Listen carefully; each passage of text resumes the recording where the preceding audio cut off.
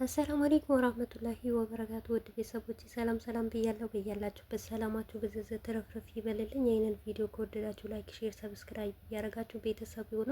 እንግዲህ ዛሬ ውሽሚቷ ማለት ነው የአብርሽን ልደት ለማክበር መታለች ማለት ነው። እንዴት አንቺ ቀይ ልብስ ለብሰሽ ጡትሽን ዘርግፈሽ በዚህ በሶስት ወንድ መካከል እንዴት አድርገሽ ነው የሚዋጥልሽ ማለት ነው?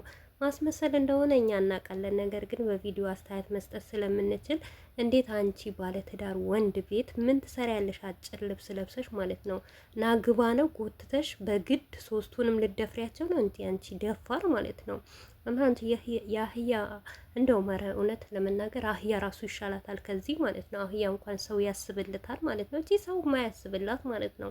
አንቺ ገገማ የሆንሽ ሴትዮ ማለት ነው። ሴት ልጅ እኮ ነሽ።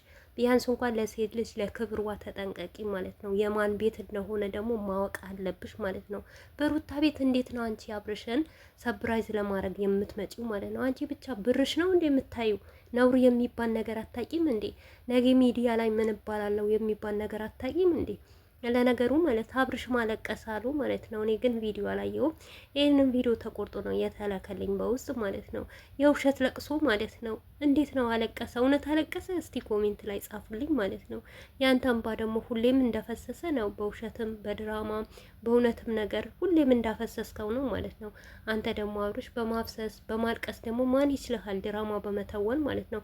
ለምንድን ነው የምታለቅሰው? ካልፈለግክ እኮ ካልወደድክ እኮ አልፈልግም አልወድም ከቤቴ ውጭልኝ እንደዚህ አይነት ልብስ ለብሰሽ እኔ ልደት ማክበር አልፈልግም። ሚስቴ እርጉዝ ናት። ሚስቴ ስትመጣ በሚስቴ አጠገባ ልደቴን አከብራለሁ ማለት ትችላለህ? ከማልቀስህ ማለት ነው። ወደ ፈቅደህ ነው እኮ የምታረገው ማለት ነው። ይሄንን ሁሉ ማለት ነው።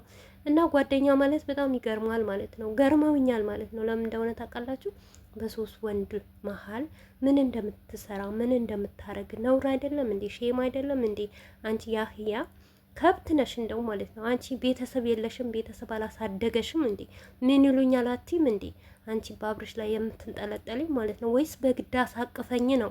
በግድ አሳቅፈኝ ልረፍ ነው የምትይው ማለት ነው።